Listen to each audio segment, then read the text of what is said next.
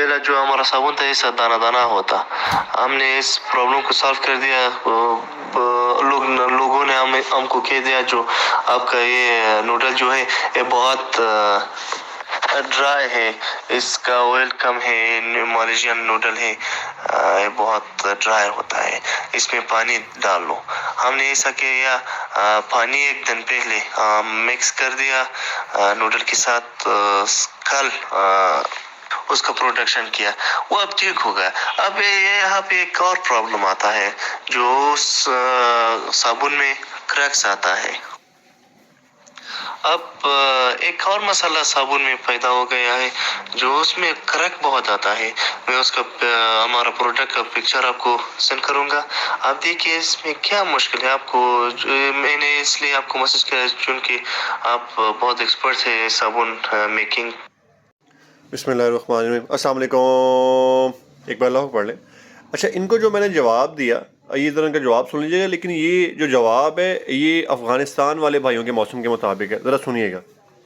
अस्सलाम वालेकुम जी, क्या हाल है? ठीक है जी, सही ठीक है। आपकी जो मलेशियन नूडल आप इस्तेमाल करते हैं जी, अब हमारे पास तो यहाँ पे नायाब हो गई, हमें तो यहाँ पे पाकिस्तान में नहीं मिलती है।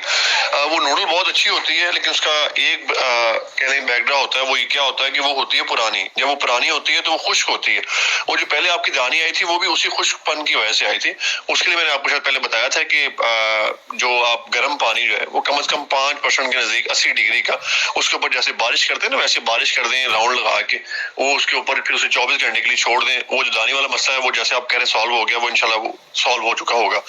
अब हम आते हैं अगले दो मसलों के ऊपर। जो दूसरी आपने बात की क्रैक आते हैं, वो जो क्रैक आते हैं, क्रैक जो है वो बाइंडिंग कम होने की वजह से आते हैं। उसके लिए आपके क्योंकि मौसम वहाँ पे ज्यादा सर्द है तो आप ये कोशिश करें कि एक बैग के अंदर 500 ग्राम ग्लिसरीन इस्तेमाल कीजिए, इससे कम इस्तेमाल नहीं आपने करनी।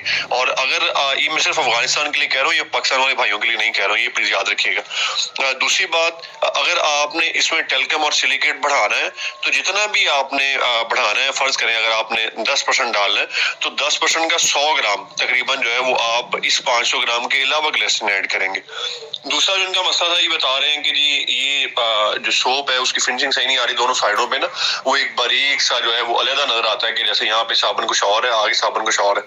उसका जो हल है वो ये है कि जो भी टिकिया आप उसके अंदर दे रहे हैं साबुन बनाने के लिए, बार काट के बीच में रखते हैं, उस बार को थोड़ा लंबा काटिए, जितना आप पहले काट रहे हैं उतना नहीं, जो डाई का पूरा साइज है उतना लंबा काटिए और फिर उसको स्टेम करेंगे तो फिर वो जो है वो सोप बिल्कुल एक जैसा ही अंदर से निकलेगा।